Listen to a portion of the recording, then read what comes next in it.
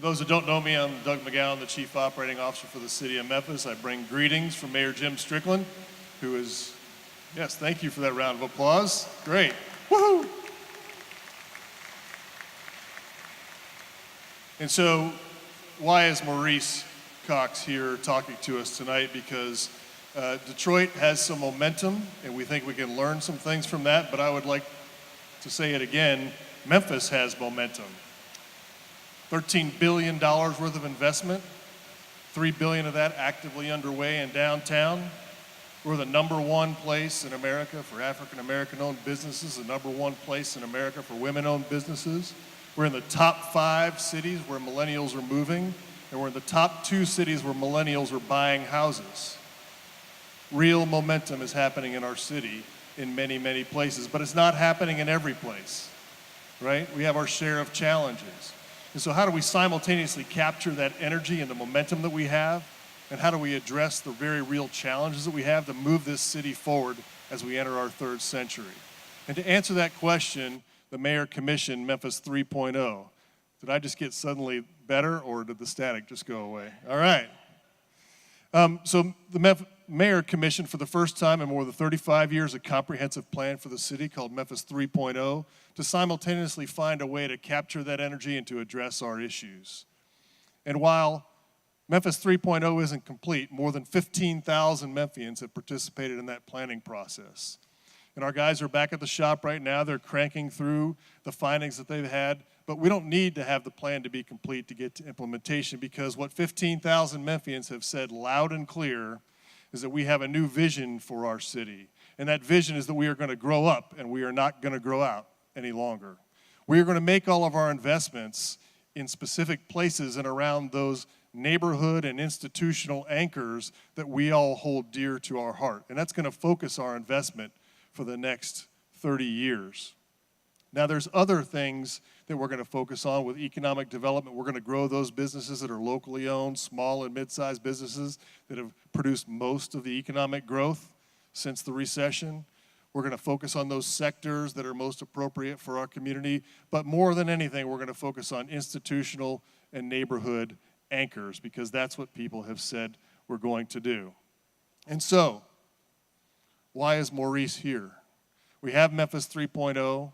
We're going to focus our energy on neighborhood and community and institutional anchors, and we have a plan that tells us where those anchors are. But how do you get that plan into action?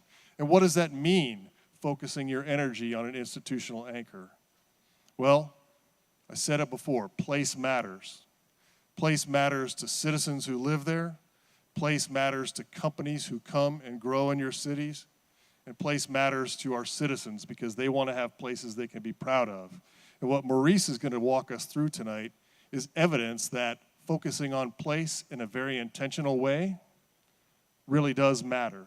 And you'll see how it unlocks catalytic investments from so many other people, from the philanthropic sector, from the public sector, and most importantly, from the private sector, who will follow what those 2 institutions do if you just pave the way. And so, talking about catalytic investments, I'd be remiss if I didn't talk about the investments that are made by philanthropy in this city. And you all know our local philanthropies. I see the Hyde Family Foundation here. There are other private philanthropies that donate. But the Kresge Foundation wanted to make a specific investment in another city besides Detroit. And we have been blessed to have them invest in our great city. And so, with that, I'd like to introduce Chantel Rush, who is with Kresge Foundation, who will make the formal introduction tonight. Come on up, Chantel.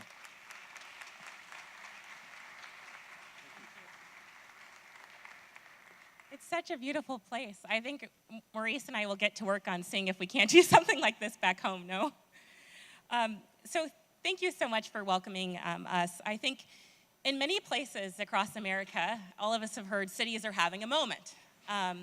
We hear that there's trends in population growth, we hear there are millennials moving into downtown cores, and we hear lots of exciting things about businesses relocating in downtown, and a lot of this is probably true.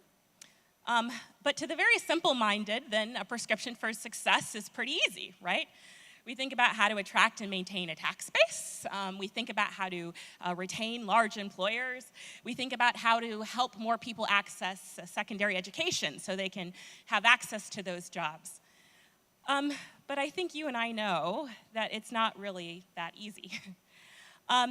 When we look over the last decade that we've been deeply investing in the city of Detroit at the Kresge Foundation, and I think when most people who've been working in cities for the last few decades look, they really see we've been missing a few things. And there are some critical issues that remain. I won't go into depth, but at Kresge we've been thinking a lot about kind of the challenge of rising inequality in our cities, and the reality that at the same time, there are high-skilled, high-waged residents in cities. There are also people who are severely disconnected from the mainstream, who don't have the opportunity to access things in their neighborhood that they really need to survive. And that increasingly, if our cities are going to be successful, that how do we bring those people into the mainstream as well? And how do the systems that we create really benefit not only the well-heeled, which are needed, but also the folks who've lived in our cities for a really long time? So we've been at this for a little bit, and some of the things we've started to find are the importance of really strong systems. So systems sound really wonkery, but I think Maurice will share and shed a light on how really well-resourced, strong systems across economic development and community development and even workforce really can support that work. Number two, the importance of those systems not working by themselves, but being really deeply connected with each other, because we know people don't live in those kinds of silos. And then I think really the importance of focus, because one of the things we've been running into in places time and time again, and we've been working in Cleveland, we've been working in Minneapolis, St. Paul, people have resourced organizations, they've resourced collaboratives, they've resourced neighborhood revitalization, but at the end of the day, those people who were left out from the economic mainstream still are, and a city really can't be successful without all of its folks doing really well. So I'm excited then, in this way, to recognize, I think, the role of leadership. And in some ways, I think the difference between the systems that focus on people and the systems that are sort of amorphous are leadership and decision-making. And no one really exemplifies thoughtful leadership about cities more than Maurice Cox. So I've had the pleasure of working with him since I moved to Detroit. And I can say a few things. Maurice is a product of New York, Charlottesville, New Orleans, and Detroit, where we've had a pleasure of supporting his work. And he understands a few things, which I hope he'll really shed a light on tonight. The first is really the power of investing in strong infrastructure that can do really cutting-edge work in cities. When I arrived in Detroit, our city planning department had, I didn't know how many employees. Maurice says it was 6. We're now at about 30 employees and plan to have about 42 by year end. And I think that's testament to his understanding that a city needs everything from landscape architects to architectural historians to mobility experts to arts and culture. And there were a lot, I think, of people who said that just because, in Michigan, Detroit is our poor city, right? It's a city that was historically viewed as being African American, as being disinvested. But I think what Maurice has said is that even in that kind of place, and especially because it's been a place of disinvestment, the city and its residents deserve world-class thinking. Secondly, he's really exemplified not only thinking about being best in class and resourcing against it, but really listening to what the community has asked for and figuring out how to deliver what is world-class while actually responding to resident need. And that's, I think, as many of you know, easier said than done.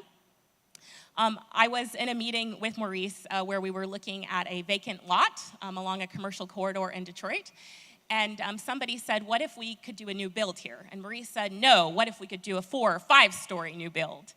And he's he's always thinking about that, really pushing the envelope. Why not a quarter square mile of blight-free Detroit? He's talked about. Why not a 20-minute walkable neighborhood for all Detroiters? And so I think he understands deeply the linkages between economic community development and really leveraging his team and kind of these crazy ideas from out of town to make a difference. And lastly, and most importantly, I think Maurice is always clear who he works for. One of the things I've always appreciated is in a world where lots of urbanists think about live, work, and play, Maurice really cuts to the heart of it, which is what we know our residents and our future residents really want, which is a place where they can raise a family that can have a future. So please welcome Maurice Cox, and I hope he can share more about all these things that I've seen him demonstrate time and time again.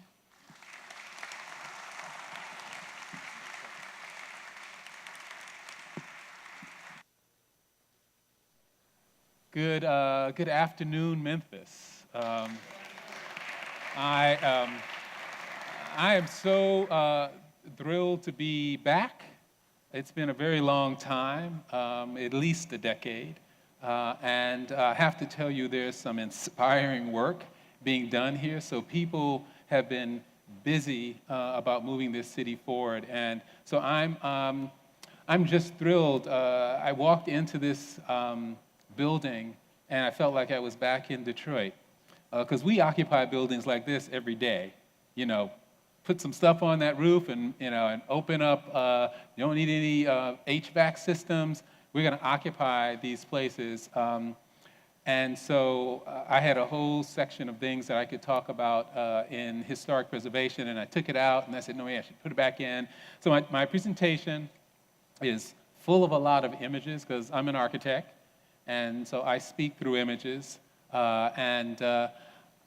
They'll be a little bleached out, but I think they carry a power. I want to thank the sponsors, of which there are so many, who had me come on this 36-hour tour, and really my partner in crime for many years now, Carol Coletta. You all are very, very fortunate now to have her at the Riverfront Conservancy. So she wanted to make sure that I talked not just about the neighborhoods, but about something that belongs to all of us, and that is that river and the public realm that faces onto it.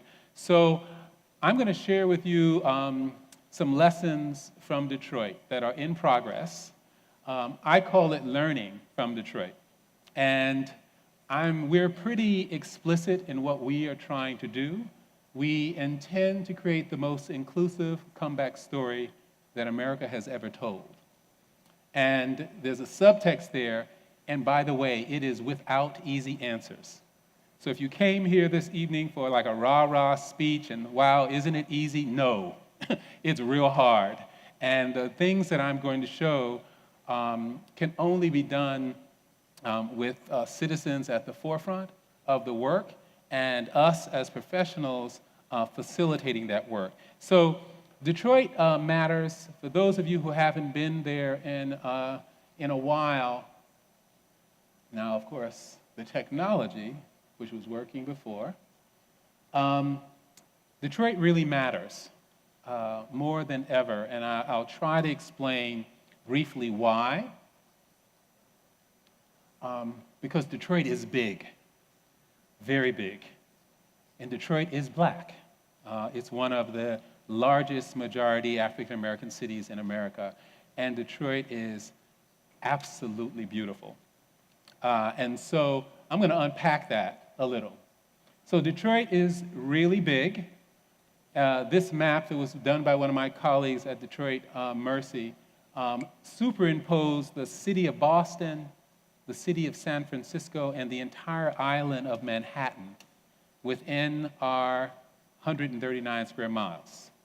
So I know Memphis thinks that it's big, and you are bigger, but we are a city that was built during the 20th century, so we're a city of neighborhoods. They're urban neighborhoods, and I'm going to show you a little.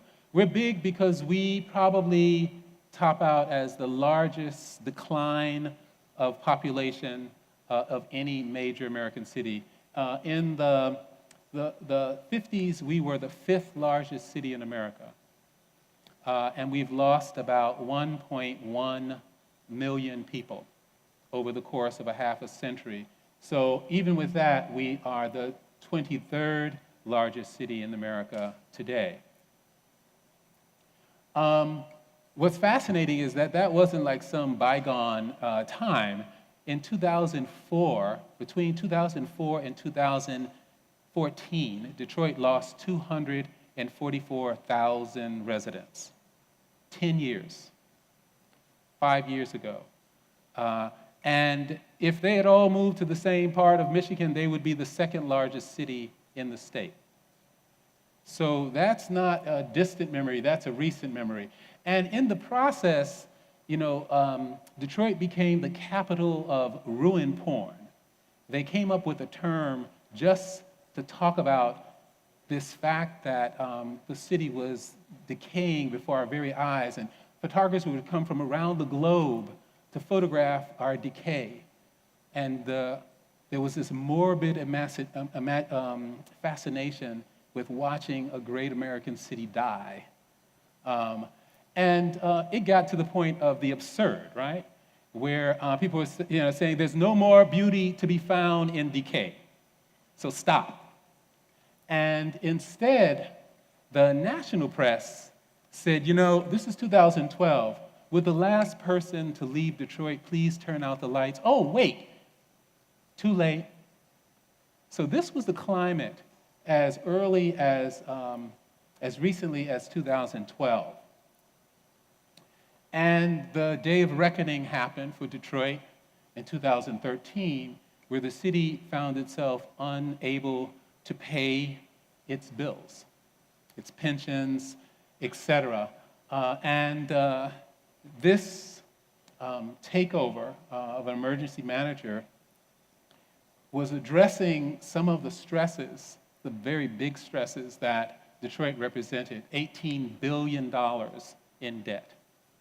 So there would be no reinvestment in anything if you carry that kind of debt. 40% of the street lights, when it got dark, did not come on. So people carried a flashlight from their porch to their car. The poverty rate was about 40%. The ambulance, when you call the police, they would come about an hour minimum after you called. So it is a catalog of all of the urban ills that have driven many American cities. So in Detroit, we consider it's our great disaster, right? There was Chicago with the Great Fire, New Orleans post Hurricane Katrina, and 2013 is seen to be the great bankruptcy that brought Detroit to its knees and gave it a sense that there's really nowhere to go but up from there. So Detroit is black, and it's been majority African American for many years. This is a photograph from the 1950s, an African American couple in their Sunday's best in front of a tree-lined street of single-family homes. And they came from the south to the north in search of those incredible jobs, auto jobs, that were in Detroit. And so the Great Migration, one of the stops was Detroit. And those jobs created black wealth. And so many people say that Detroit invented the black middle class. People had homes, they had pianos, they sent their kids to wonderful schools, they built institutions, our own institutions. But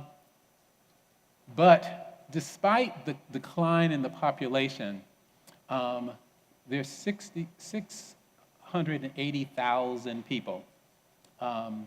And these folks did not leave. They're still there, they're house proud, they sent their kids to school. They told them, don't you come back. To visit is okay, but don't come back to the city. And there are a couple of bragging rights that we have, and this is why Detroit matters.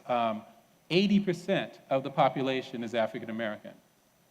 10% of the population is Latino, and 10% is white. So when we test ideas, it really kind of matters. But Memphis is okay too. You're the second largest majority African American city, over 400,000. So what we do in Detroit matters in Memphis. What you do in Memphis matters in Detroit. Um, when I go to community meetings, I still engage people who remember when they were the blockbusters on their block, in their neighborhood. I mean, these are people in their 50s, 60s, and 70s. And so they remember what Detroit was in its heyday. They stuck with it through its decline. Sometimes they went away. Now they're back. But when I plan for these folks here. And Detroit is beautiful, right? I mean, it's a cultural icon. It gave an entire generation a soundtrack. And it gave the world renowned athletes like Joe Louis. So there's a cultural brand that Detroit is known for. It's also known for design. I mean, these cars were beautiful designed objects. And that design spilt over into the built environment. So Detroiters love architecture. And so it all kind of melds together. And then, well, he's just beautiful. But he also is beautiful to Detroit because he bailed out the auto industry and gave Michigan an opportunity to be born again. And I just like to throw him up there all the time. But there are signs of Detroit's greatness everywhere. There is a collection of architecture that's probably second only to New York in Chicago. So the great part of the century that built high-rises are all still standing in the core of Detroit. And so, you know, there's a lot about Detroit is back. We've got vertical construction in the billions of dollars. The tallest building in Michigan is now under construction. Residential tower, the first new residential tower.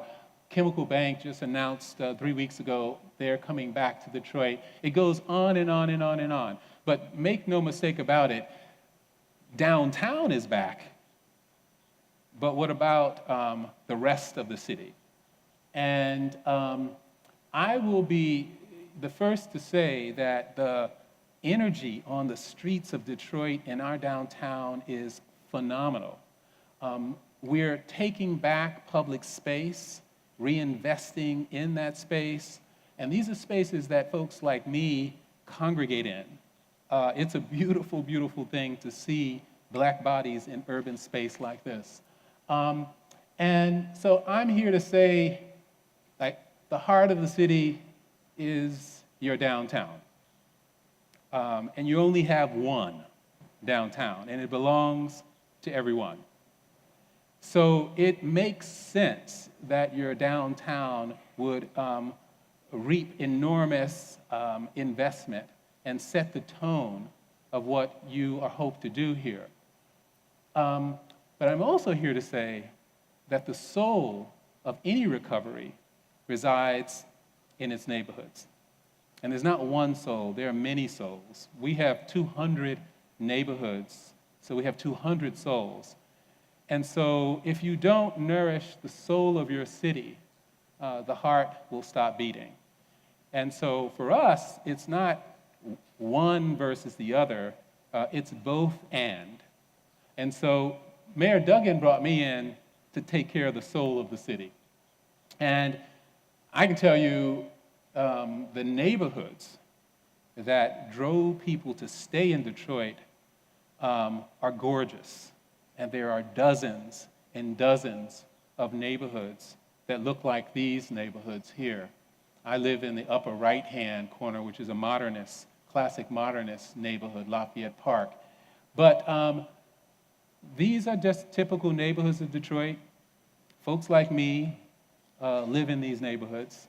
And, you know, these were neighborhoods that once were off limits to African Americans. But as the white population left, the black population stayed, and they moved into some absolutely gorgeous houses. So I was a little surprised when I came to Detroit to realize, oh, these were homes of folks of color. And so the question is, these folks don't intend to leave. I mean, they are house proud, they are proud Detroiters, and our job is that nobody leaves. We can't afford to lose a single additional resident.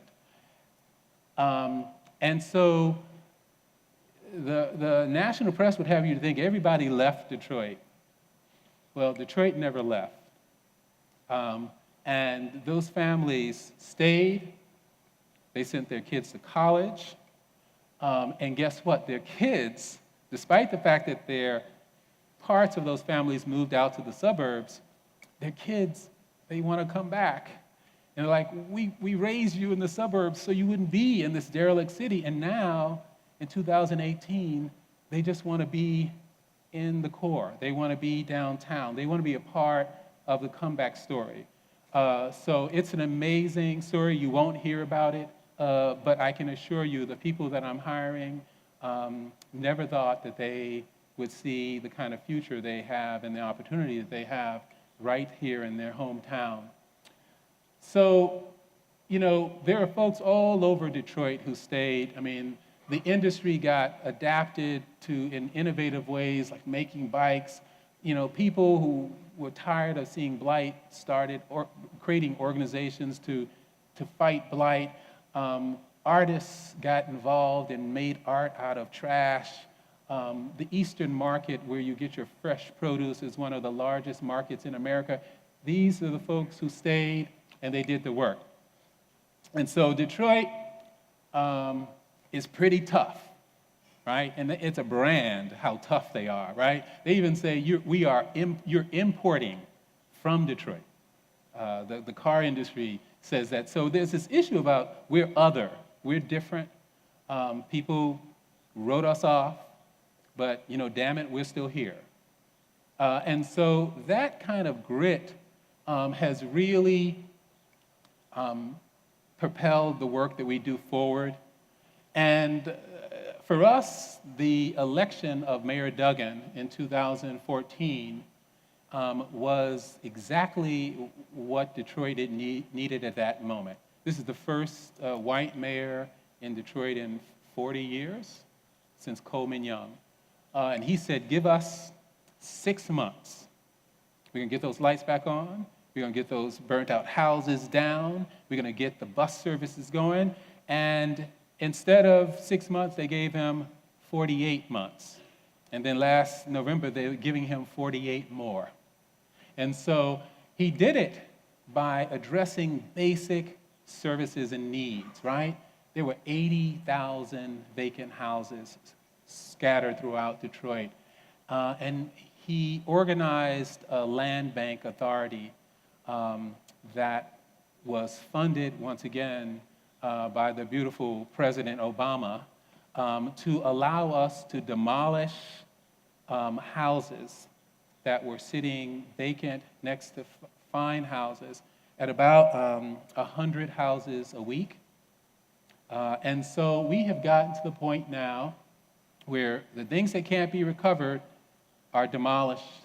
The things that can, we sell houses on the internet. So every day you go on this website and you will see houses for sale.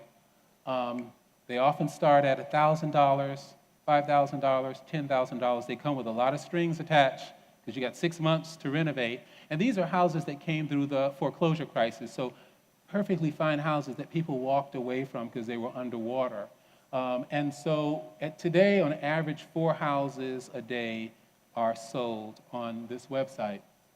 And at this point, we've renovated over 3,000 houses.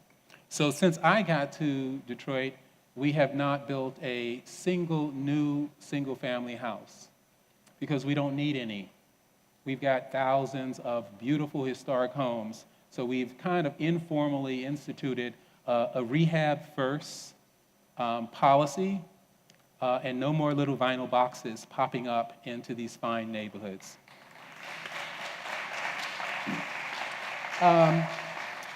So this was Detroit post bankruptcy. And the mayor said, I want the most state-of-the-art lighting program for the city of Detroit. And so 65,000 LED lights were implemented, not picking winners and losers, over the entire 139 square miles of the city. It's so bright, it's so bright in Detroit at night that you can see Detroit from a spaceship. Literally, NASA has documented the lights of Detroit and other cities. But we're really, it's kind of amazing. So Mayor Duggan had one directive to me when I came on board. He said, I want to be the first mayor in 50 years to preside over the growth of Detroit. So we're not talking about turning off the lights and decommissioning parts of neighborhoods. We're talking about growing the population while we retain every single household that's there. So those were my marching orders. And one of the things the mayor did, which is pretty courageous, he went around the country and he brought top flight talent from places that were making enormous strides in redevelopment. So from New York, in the Bloomberg administration, he brought Jed Halbert, and he put him in charge of the planning, housing, and development. He found me in New Orleans. He's a very, very exacting mayor. I was told I was the 17th person that he interviewed for planning director. So he knew exactly what he was looking for. And Arthur Jemison was Deval Patrick's housing guru, deputy. And then most recently, Kevin Johnson is the head of the Detroit Economic Growth Corporation. So these are the folks that he wanted to work in coordination with each other to drive redevelopment in Detroit. And so I land in 2015, 139 square miles, outside of the downtown and midtown core. The question was, where do we start? And so I went on many, many grand tours to take a look. And I said, first we need to start with ourselves. We need to reimagine what planning can be in a city like Detroit. And so I inherited 6 planners, and 6 planners for 139 square miles. That works out to be 23 miles per planner. 23 square miles per planner. Manhattan, remember, is 24 square miles. And a planner every 113,000 residents.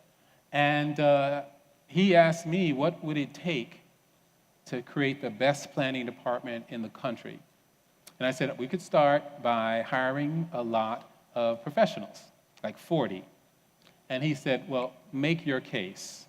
And we did. We made a case that we could retain and grow the city's population, that we could grow the tax base, and that we would create jobs. And how we did it was we took all of the major downtown projects, there were about 9 projects, and we analyzed them. We looked at all of the units of housing that were in the pipeline, and we calculated that we could generate $12 million of incremental fiscal revenue and $25 million of direct fiscal revenue, of course, over 4 years. And he said, okay, I'm going to give you $2.5 million. Go out and hire your team. And that's what we've been doing for the past 3 years. With 38 months in the planning department, have the longest tenure in my department. Everybody else is new. Of the 36 planners that we are now, only 6 have ever worked for the government. They're coming from private sector, they're coming from nonprofit sector. We've organized them as teams. They really are project leaders. They're architects, they're landscape architects, they're historians, they're urban designers. I only still have 6 planners. And there are about 6 of each of those other disciplines. It's really important because they work as interdisciplinary teams, and they look like Detroit. Now, those of you who are not in the design disciplines probably don't know how underrepresented people of color are in the design disciplines, but we are currently 60% people of color. I think it's probably the most diverse planning department in the nation. And it's by design, because when I go to a community meeting, like 98% of the people are African American. And so they want to see themselves, they want to see their daughters, they want to see their sons leading this work. And so the majority of the staff are women. Men, we got to get something going here. The highest paid salaries are also women. And I have to say that at the core of what we do is engagement. I believe in the process, the democratic process of community building, and it starts with conversation, it starts with meeting residents where they are. It's about giving folks tough challenges to debate and have dialogue on, and then giving that work kind of back to them. We as designers are facilitators, we are conveners, but ultimately we have to plan according to the community's values. And so we have a lot of engagement, and it's towards this purpose. We're trying to build a healthy, beautiful Detroit that is inclusive in our growth and that has economic opportunity laced throughout this within an atmosphere of trust. And to talk about Detroit and health and Detroit and beauty, at first I was like, are they gonna run me out of town because I'm talking about beauty? Residents responded because they love their city. So I have to say, design really, really matters. And we put design at the forefront of our conversation. People know they live in gorgeous neighborhoods, and they want anything that is built in their neighborhood to be equally gorgeous. And so we go around and we celebrate design wherever we can find it. And so this was the result of a competition where we put out a call to all of the architecture firms, said, if you've done anything in the 139 square miles and you think it can meet our design criteria, bring it forth. And we found dozens of projects that put design first, that talked about function and beauty, that talked about the quality of life that design can produce across riverfronts, urban design, neighborhood plans, innovative zoning, adaptive reuse, and new construction.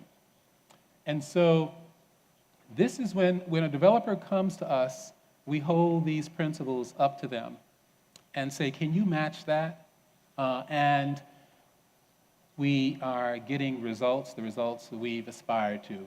The other part of the Detroit story is that Mayor Duggan had the wisdom of collecting 90,000 parcels of land, which constitute about 24 square miles under a single authority.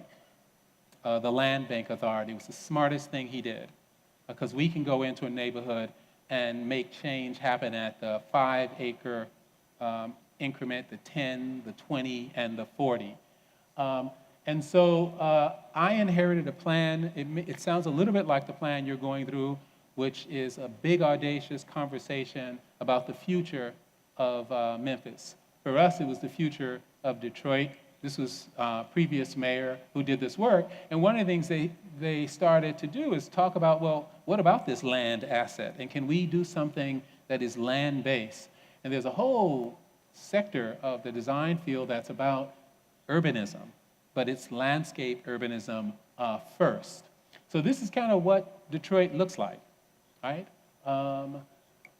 In all of that green, there's still tens of thousands of people who live there. So they too deserve a quality of life, right? But you gotta start with what they have, which is this land that's kind of returning, right? It's organically remaking itself. Flowering meadows just spring up on vacant lots. And so we said, well, what about Miss McClinton, who gets on her power mower during the summer and she mows her entire block, doesn't own it, but she cares for it. She's proud. And what if we try to honor that investment and start to beautify that neighborhood just based on what she's been caring for and stewarding for years? And so there are theories in urban planning that speak to what do you do when you don't have a bull economy? What do you do when you're in a no-growth neighborhood? And this smooth growth idea that suggests that in neighborhoods of depopulation, you can't go in with the same tools that you can go into in neighborhoods, right? In neighborhoods that have a market. I mean, those tools of doing infill housing make no sense if there is no market. And so we started to look for theories that weren't dependent on development in the traditional sense of the word. And we started to shift the focus away from traditional development and started talking to landscape architects. And over the course of the 3 years, we have brought some of the world's renowned landscape architects to reflect on the opportunity of Detroit. Our singular advantage is that we control the land. And when you control the land, you control the future of your city. And so these are just some of the players. I actually think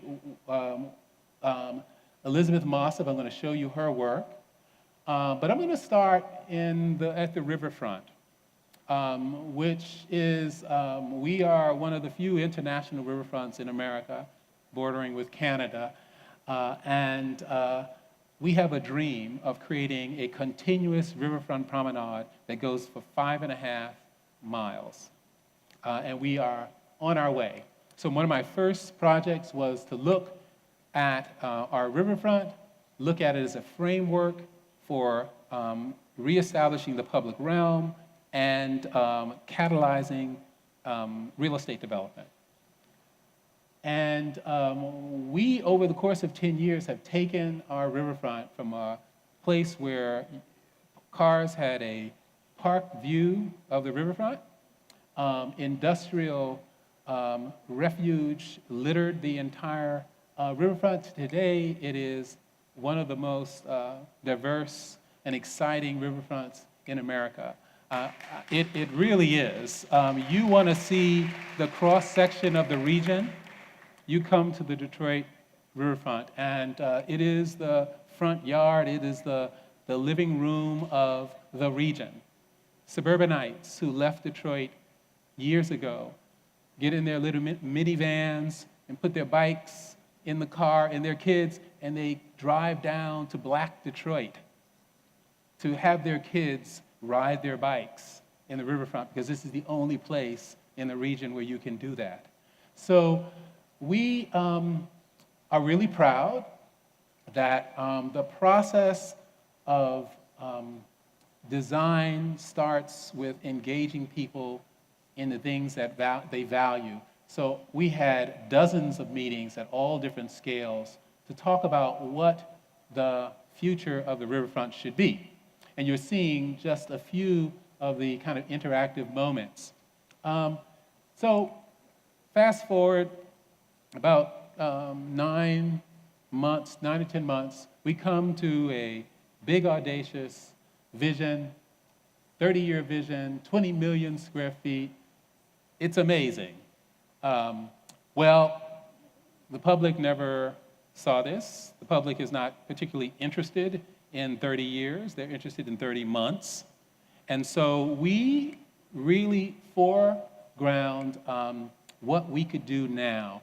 And I'm going to show you, this is our riverfront looking east. We don't have a lot of development yet. So the question is, what do you do, right? Well, the landscape architect says, fill it up with landscapes. And so Michel Devine from Paris authored this, and then take that linear green and thread it through the neighborhoods that are just north of the riverfront. And it was a very insightful plan, because most of the neighborhoods that are just north are low-income neighborhoods. subsidized housing. So here the designers were saying, if you want to catalyze your riverfront, start in the neighborhoods and draw people down. And so the other part was, don't do plans, do projects.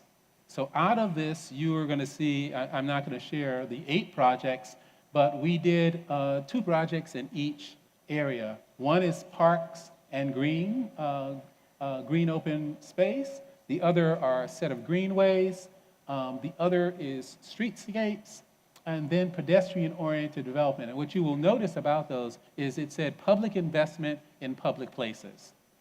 And that's not how the city normally did business, right? I mean, all of those spots that you see in white were reserved for private development. It was going to be condos on the riverfront. And we kind of beat that back, right? So this was the site, and that building was supposed to go there for the highest bidder. And instead, through the community process, they said, no, we want to have that space be public in perpetuity. But not at the expense of development. We just pushed the development back so that it actually created this grand central park. And it got an enormous amount of press because everyone thought that the riverfront was for sale. And we said no. And not only, we created a unique experience, which is this wetland park that functions in all seasons of the year. And it created a kind of landscape that Detroiters can't find in their neighborhoods. It's an ecology that's natural. It manages all the storm water. You can see we already promenade. I mean, there's a woman there with her fishing gear, another with her little latte.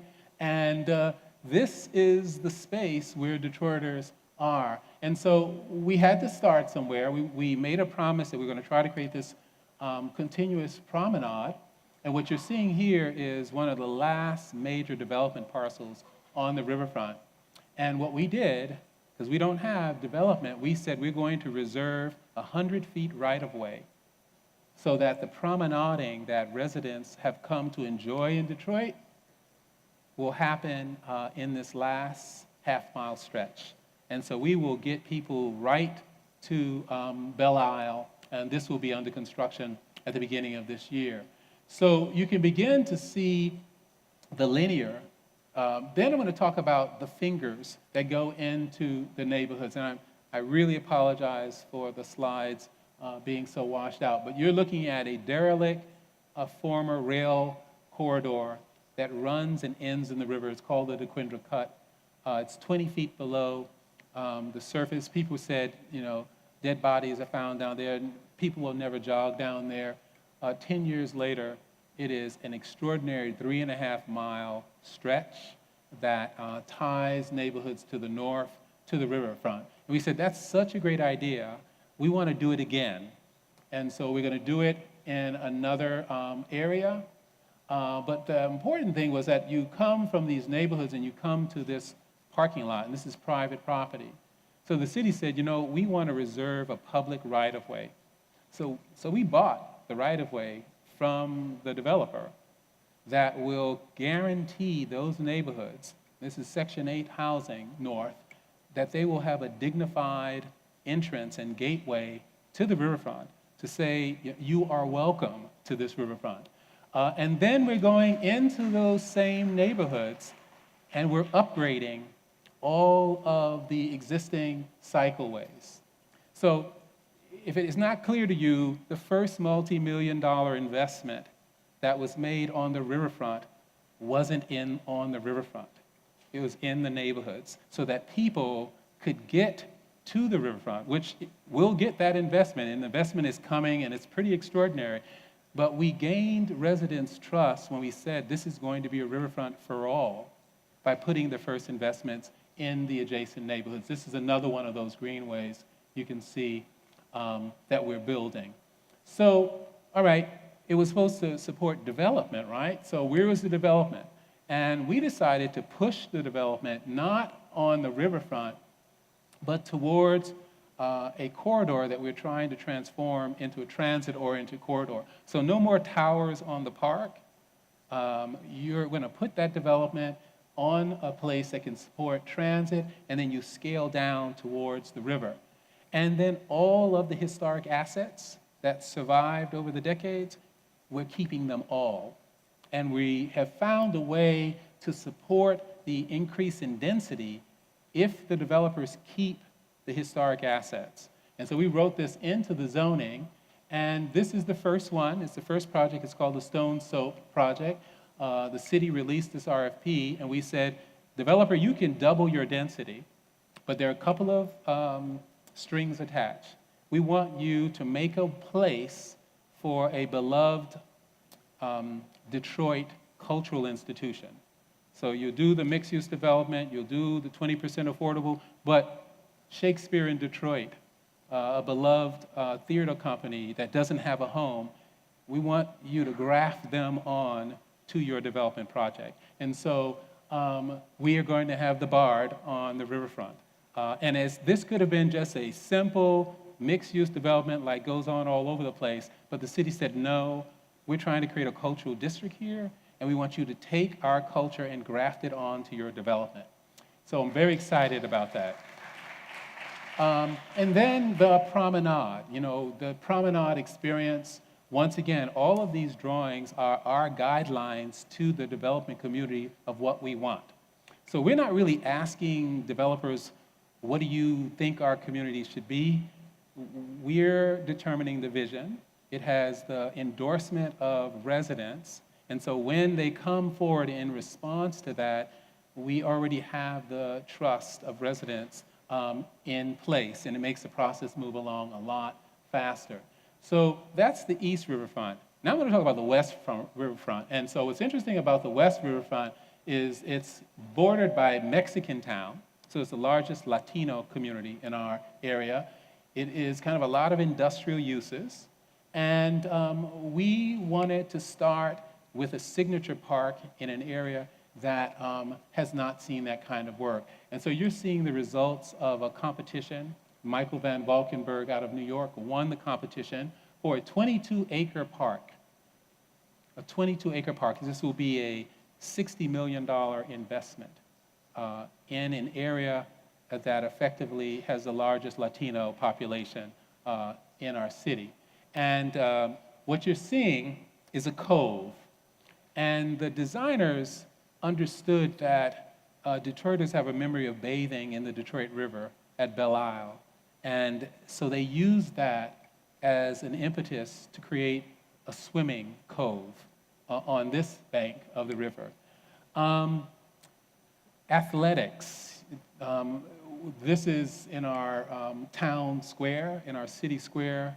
Pickup basketball is placed there. And people are always a little, strange about active recreation, but this design is going to honor that and create an outdoor pavilion where you can feature basketball. And then an old tradition in Detroit is they fish on the Detroit River. You can actually eat the fish. And the designers incorporated the idea of a fishing pier in the design. So all of this is happening because of an engagement process. It's pretty rigorous. We sent 21 community members around the country to go look at the best parks in the country and come back as the experts and inform the designers as to what they were to do. And it's the first time we've tried that, and it's been amazing to see citizens holding designers to a higher standard. And so I am going to now pivot to the neighborhoods. These are neighborhoods that are not adjacent to downtown. These are neighborhoods that are like 6-7 miles from downtown. And once again, you're always trying to figure out how do you create a system of neighborhoods that are connected. And so you're looking at a map of Detroit where we've identified all of the neighborhoods that we think we can retain and grow the population.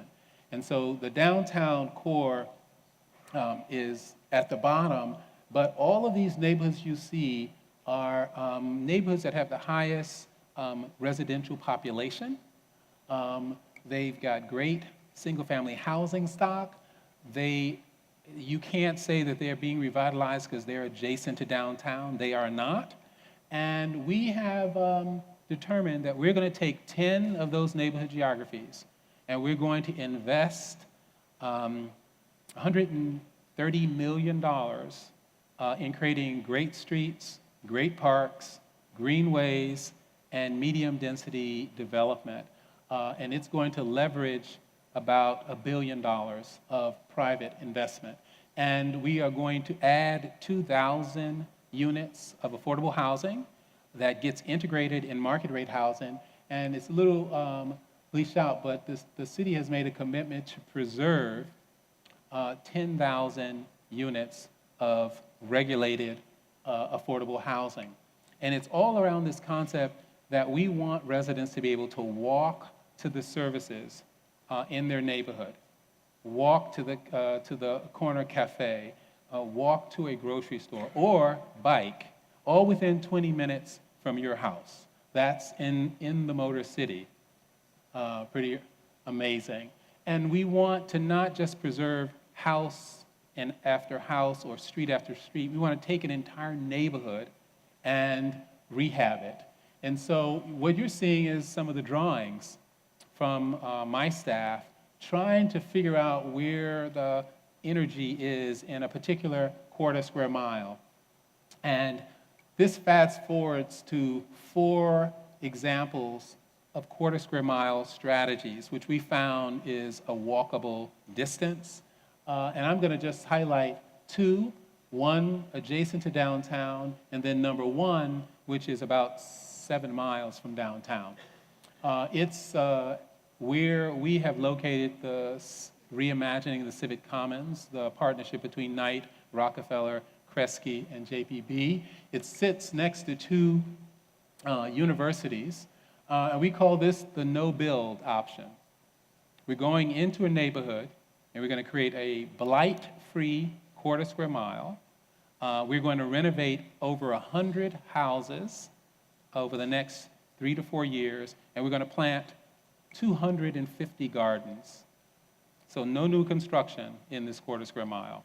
And it is an amazing area. I mean, it's lined with those beautiful houses that I described, but the average median income in this neighborhood is about 20,000. Household income is 20,000 or less. So we're bringing a multi-million-dollar investment to the area that is the weakest in an otherwise area that has strengths. And the gentlemen you see on the left are the developers. They're in their 30s, and they're audacious. And they said, we can take this on. And we are improving 269 lots. And what it means is we went in and looked at every lot and hired a landscape architect, a renowned Australian landscape architect, to design the strategy that we would then put out for RFP and ask developers to build it for us. And it involves a series of gardens. Some of them are crops. Some of them are flowering meadows. At the center is a 2.5-acre park. And we are literally trying to weave the neighborhood back together. And there's a typology. So imagine going through your typical disinvested neighborhood, and you walk a few houses, and then you come to a flowering meadow garden of orange flowers, bordered by a fence. And then you go down 6 more houses, and you come to another, and it's a burst of violet. And then you go down a little further, and it's yellow sunflowers. That's what this neighborhood is aspiring to do. And so here you see the strategy. The developer rehabs the house. He plants the garden next door. He owns it outright. 5-10 years from now, they can take the gardens out and build a house. But in the meantime, that neighborhood is going to see that transformation. And at the core is a park. And this is the first time we've pulled this off. This is 26 parcels at the center of the neighborhood. It makes about 2.5 acres. It crosses alleys and streets. And I just want to drill down a little and talk about what it means to have a park represent the self-determination of a neighborhood. We announced it we started the plan in 2016. We broke ground in 2017. We opened it July, just last month. And this is what it looked like before. And then the plan was to transform it across the streets. This is the plan. We're taking over the street. You can see a full basketball court, a field, and the greenway that starts to march across. All right, that's it under construction. That's when they laid down the super graphics on the street. A local artist, a beloved artist, Hubert Massey, worked with residents to create a 140-foot-long ceramic wall. The production of that was done by families, and their children installed it. It's a pretty amazing thing when a teenager can come to a park and say, that's my handprint, I put that there. And so it was a way of gauging the residents in the actual production of the park.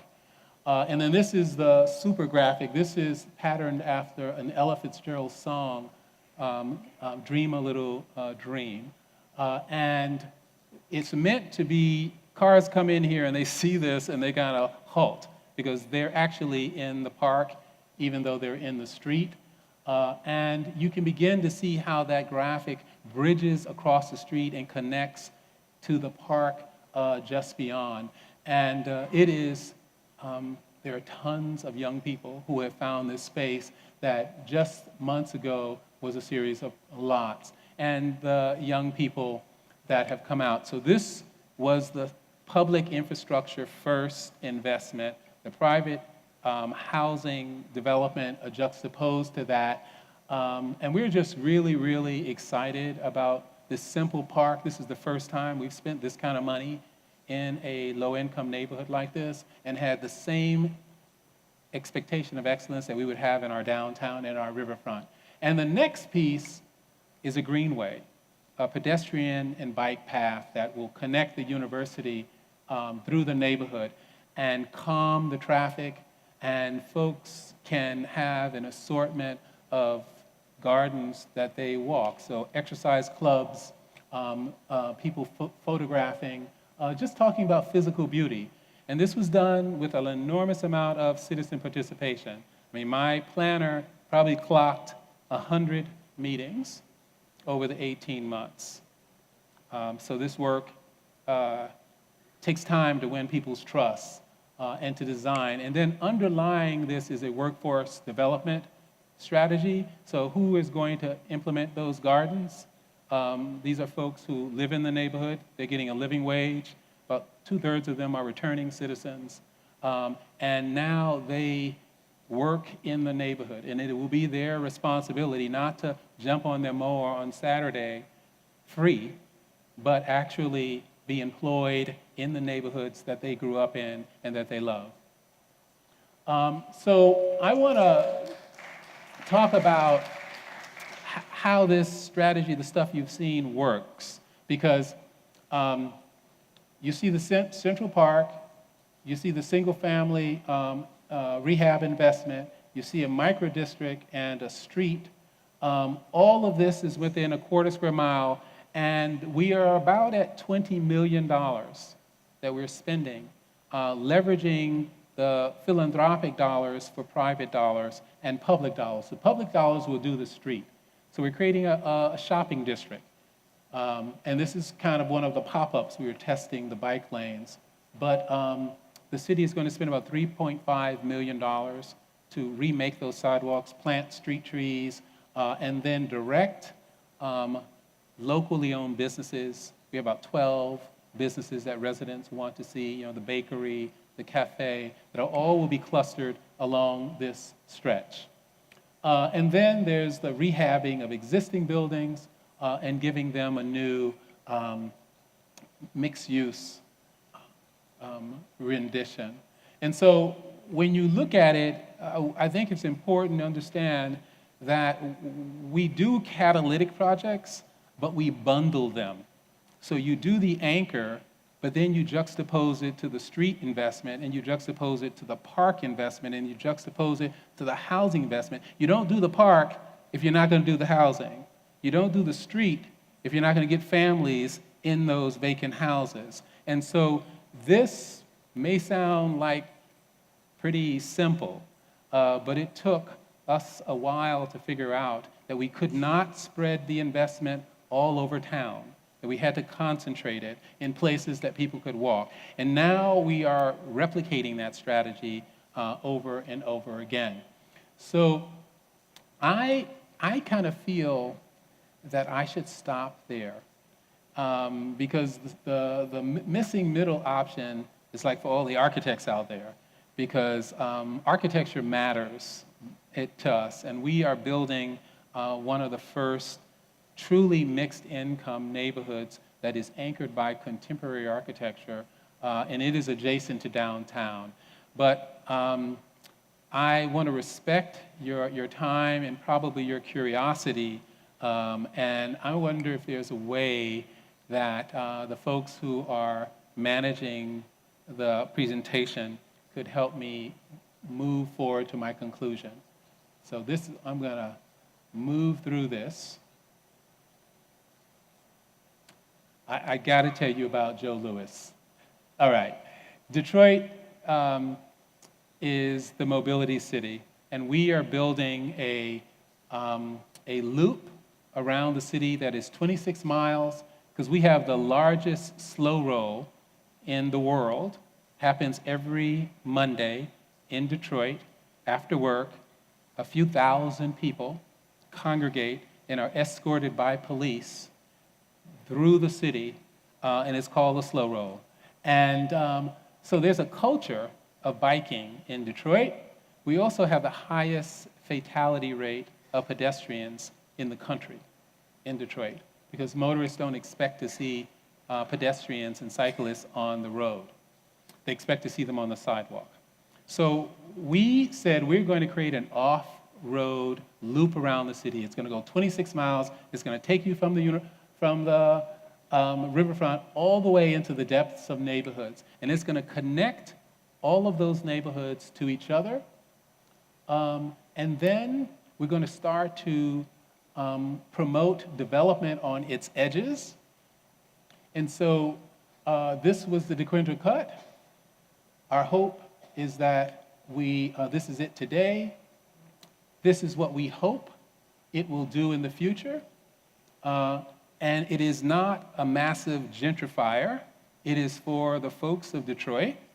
So it's very important that we are in the picture. And we're starting to see those first developments happen, these mixed-use developments that are being planned along this public infrastructure. This project, I think, is then going to spawn some east-west networks that are on street. So what you're seeing is the largest protected bike network in America is going to be implemented over the next 5 years to connect people from that off-road infrastructure to their homes throughout the city, and I'm super excited about that. I have to talk about what we're doing for affordable. So Detroit is where DC was in 2000. People, they were so eager to get that development. They turned nothing away. They made very little demands for affordability. And then what happened? DC became one of those cities that gentrified their resident population out of it. And so we are blessed to be able to be about 10 years behind. And so we are putting in place the stuff to make sure that there is long-term affordability as we begin to grow. We've documented every regulated affordable housing unit in the city, and the mayor has made a commitment to preserve every single one of them that is set to expire in the next 5 years. Important commitment. And we are raising the money to create an affordable housing leverage fund to both secure those and to build new. So this is the billion-dollar bet that Detroit is making. We're going to leverage philanthropy, corporations, and the public, and match that with affordability that will unleash about $1 billion of private development across those 10 neighborhoods. So that's really what it's about, and it's about saving the culture that we have. We have many, many buildings like this in Detroit. We have to often make choices about what we save and what we hold on to. These buildings will have about 50% affordable housing. They are downtown. But we've got dozens. We've got dozens of factories and churches and synagogues and schools. We've got buildings like your Crosstown building, 800,000 square feet in a neighborhood, and we're figuring out ways to tactically preserve those, is what you're seeing here. The mayor just allowed me to commission a comprehensive study of 75 vacant schools in our portfolio. So I felt like I had to say something about that process. But I also felt like I had to say something about the Queen of Soul, who we will be celebrating her life this Friday, and President Clinton is coming to speak, and Shaka Khan and Stevie Wonder and Jennifer Hudson will be giving their ceremony. But go for it. All right, I hear you. But I know where she lived. So for us, it's ultimately about respect. It's about respect for the history of our city and all these incredible assets that still remain. It's about respect for nature and what that means in terms of the restorative aspect of our existence. It's about beauty, a respect for it, and putting it within reach of residents. It's about respect for mobility and the different ways that people want to get around their city. It's about local entrepreneurship, respecting that grand tradition, and it's about respect for work, the dignity of all work. And ultimately, for me, it's about respect for our young people, who the city we are building is really for them, and respect for the community's voice and their right and their determination to share their visions of their neighborhoods. And it's about building one city, and it's a city literally for all of us. Thank you very much.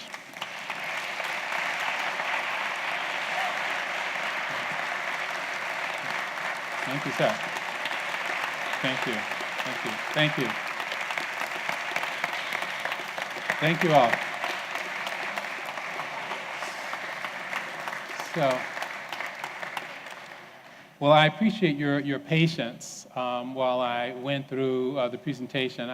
I forewarned Carol that I'm a former professor, so I don't know how to do anything in a 20-minute lecture, this material means a lot, and I just wanted to let you know that this is tough work. There aren't any easy answers out there. And I don't want to make it look simple, because it's not. But we have a lot of help. And when you engage residents in that work, it's a lot easier for us to implement. I have the consent of Detroiters to do this work, and Memphis needs the consent of your residents to do this work. So, I don't know how this is supposed to end. Okay. So unfortunately, we don't have a lot of time for questions, but we hope that you will stay around, talk with each other, and maybe come ask a few questions or two. But he took the words out of my mouth that we definitely did get a bargain of a class tonight with the expert opinion. So let's all give him a big round of applause again. Thank you.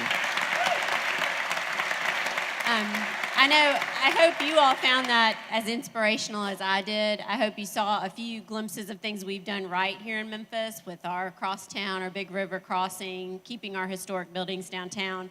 But I hope you were inspired, as I was, to what we can do and how we can do it in our own Memphis way, but really make it a Memphis for all, make it a place that everyone feels comfortable and can be the very best that they can be in Memphis with their family, with their community.